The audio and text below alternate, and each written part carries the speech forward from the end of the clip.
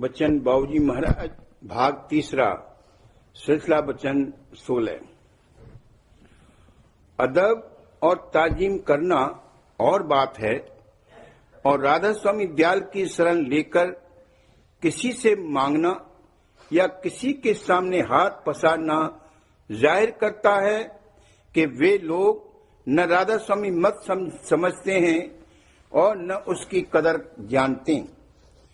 अगर किसी जगह या किसी शख्स को मत्था टेकने और अदब व ताजीम का इजहार करने में इस बात का अंदेशा हो कि उनको देखकर और लोग भेड़ चाल की तरह बरतने लगेंगे और असली परमार्थ की रीति के खिलाफ कार्रवाई करने लगेंगे, तो इससे यही बेहतर है कि ऐसे लोगों या ऐसी जगहों पर मत्था टेकने से गुरेज करे।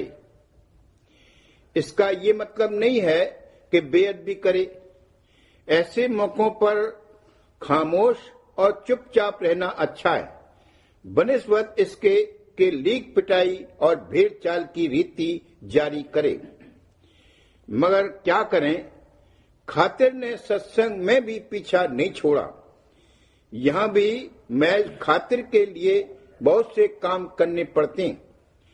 खातिर की वजह से ही हुजूर महाराज को कई लोगों को उपदेश देने की इजाजत देनी पड़ी थी। जब अकेले में बैठते थे तो फरमाते थे कि खातिर की वजह से इजाजत देनी पड़ी, वरना सिवा दो शख्सों के किसी के उपदेश देने पर यकीन नहीं। ये दो शख्स जिसको जहां जब और जैसा चाहें उपदेश दें, सब मौज से है। मुझे इन पर यकीन है और किसी के उपदेश पर यकीन नहीं। सवाल: जब तक अंतर में स्वरूप नहीं प्रकट हुआ है तब तक फोटो से ध्यान कर सकते हैं या नहीं? जवाब: अगर फोटो देखोगे तो ध्यान में फोटो ही आवेगी। फोटो से सिर्फ इतनी मदद ली जा सकती है कि फोटो देखकर आकार की याद ताजी की जावे। अगर फोटो सामने रखकर देर तक उसे देखा करेगा या यह कि फोटो देखी, आंख बंद करके ध्यान करने लगा, फिर आंख खोली और फोटो देखी और ध्यान करने लगा, तो इस तरह करने से जब ध्यान में देखेगा तो फोटो ही देखेगा, स्वरूप कभी नहीं दर्शेगा।